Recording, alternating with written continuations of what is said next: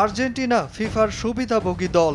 ইনফ্যান্তিনোর Messi প্রীতি, মাঠে আলবি সেলেস্তেদের পক্ষে রেফারির এক পেশে আচরণ, এমন অনেক গুঞ্জন স্ক্যালোনি বাহিনীকে নিয়ে। এবার সে বিতর্কে ঘি ঢাললেন বার্সেলোনার প্রেসিডেন্ট হুয়ান লাপোর্তা। তার বিস্ফোরক মন্তব্য, ফাইনালে রেফারি পক্ষপাতিত্ব না করলে দ্বিতীয় শিরোপা জিততে চলেছে স্পেন।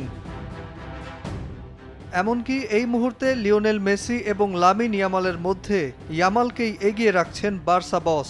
মেসিকে সেরা মানলেও লামিনকে ফুটবলের উদীয়মান তারকা মনে করেন তিনি।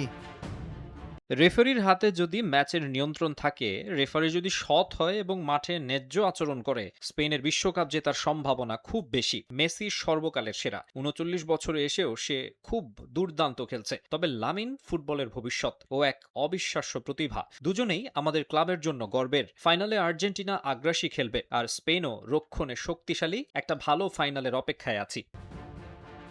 শুধুমাত্র ইংল্যান্ডের বিপক্ষে ম্যাচেই ৩১টি মেজর ফাউল করেছে আর্জেন্টিনা, তবে কার্ড দেখানো হয়েছে কেবল ৩টি। ফাউলের বিশ্লেষণ নিয়ে রিপোর্ট করেছে যুক্তরাজ্যের সংবাদ মাধ্যম টেলিগ্রাফ। তবে মেসিও জানান, এসব কোনো কিছু নিয়েই ভাবছে না তার দল। সমালোচনায় কান না দিয়ে পুরো দলের মনোযোগ এখন ফাইনালে। দলটা নিজেদের প্রমাণ করেই এতদূর এসেছে এবং ধারাবাহিক সফলতা বজায় রেখেছে।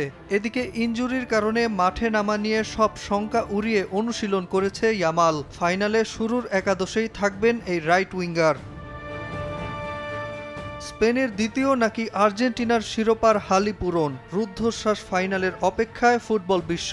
স্পেনের স্কোয়াডে থাকা বার্সার ৮ ফুটবলারই দুর্দান্ত ফর্মে আছেন। আর্জেন্টাইনরাও সবটা উজাড় করে দিতে প্রস্তুত। ফাইনাল ঘিরে উত্তাপ ছড়াচ্ছে নিউ ইয়র্কের মেটলাইফ স্টেডিয়ামে। নাজমুল হাসান পুলক, সময় সংবাদ।